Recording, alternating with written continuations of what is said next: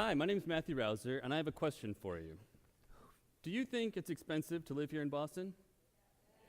Yes, okay. So I'm not by myself on that. Good to know. So buckle up, because I'm about to talk nerdy to you for the next 8 minutes about that very thing. I want to talk about some surprises that I first learned when I moved here from Sweden. Not from Sweden originally, from Detroit, but I moved from Sweden. I moved from a place that is known for having high costs of living. Okay, it's known for food costing a lot, living quarters costing a lot, transportation costing a lot. And when I moved here, I found some surprising similarities. In Malmö, Sweden, where I was living, the average rent, just for a room with roommates, about $661. Here in Boston, on Craigslist, when I've been looking, it's about $850 to $1,000. An average beer, I think that's a pretty good measure. We all like to have a beer once in a while. $6.50 to $8. That's an example of a fine Nordic brew right there. Here in Boston, $6 to $8. It's a little higher quality, but still, you get my point. So this caused a lot of questions for me once I moved here. I wanted to know, why is this happening? Why is my perception of Boston so different from what I'm actually experiencing? Could actually some of the reasons that I moved here be causing this high cost of living? Could the opportunities in tech and in startup spaces be driving these factors?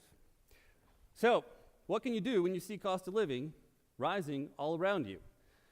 Well, I decided to get together a lot of people, data scientists, coders, other friends who had a passion to understand what was going on, and we decided to get active. We've been working on this product now for about a year and a half, and the first 3 months was just purely research. We took it from gentrification to something quite a bit smaller, but we decided to use the tools at hand. So that's one of the steps we took. We said, let's look at census data. This is something that anybody can access. This is something that can be built upon in the future. And let's take open source code. So at Code for Boston, we took some JavaScript, some HTML, some basic things. We put them together, and we had to scope it. As I said, we looked at gentrification, but eventually we said, let's take one little piece that everyone can relate to, that affects everybody, no matter what your socioeconomic status is, cost of living, and help make it very relatable. So after a year and a half, this is what we came up with. This is a project called Ungentry. We have 3 snapshots of Boston and the surrounding areas, and this is 3 counties, only Boston and Cambridgeville here. 1990, 2000 census, and 2010 census.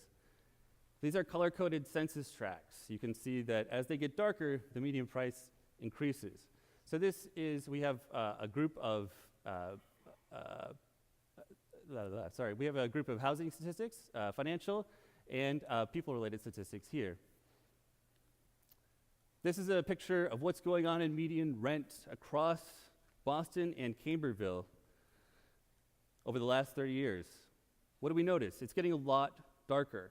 So we all know that prices have gone up. We all have a personal feel for how expensive it is here. But this gives activists, community leaders, and other people an actual proof that they can take to people and say, look, this has gone up a lot, and I can't afford it anymore. Even in places that have strong cultural traditions, you might know this as Southie and the Seaport District. These, with long-standing communities, their prices have continued to go up as well. Not everything that we found was directly related to rent or how much you're paying for the houses. Some of this stuff was a little bit finer grained, and you had to dig into it. These two are inverse, if you notice the colors.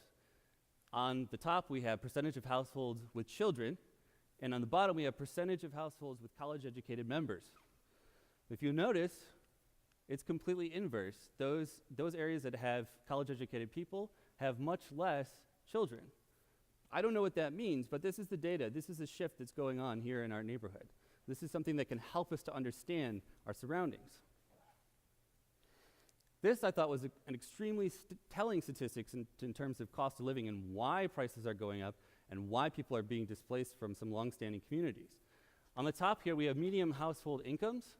And as you can see, they are increasing. We get darker colors as we go from 90 to 2000 and 2010. But what's really increasing is the percentage of households with income of $100,000 and up. You notice a much more of an increase here than here.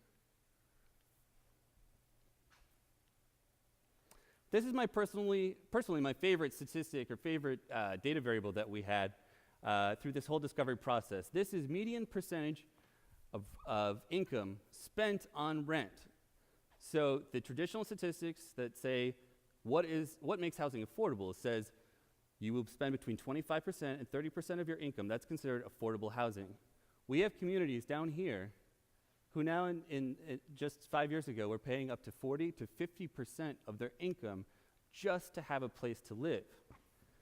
So if that doesn't make you question what's going on here in our city, I don't know what will. So what now? We did this research, we got all this information, we made it scalable, we made it portable so that other communities could take it. What do? Well, we take it to the power. We take it to the policymakers. We take it to the legislators, the people who influence our communities at a systemic level. We take it to the developers. We take it to the places, to the organizations that determine how much of our housing will be affordable. And then we take it to the people. We take it to our communities, we take it to our friends, and we say, look, this is a very stark reminder of exactly what is going on in our communities. We need to do something about it. And that's why I'm here tonight. Thank you for your time.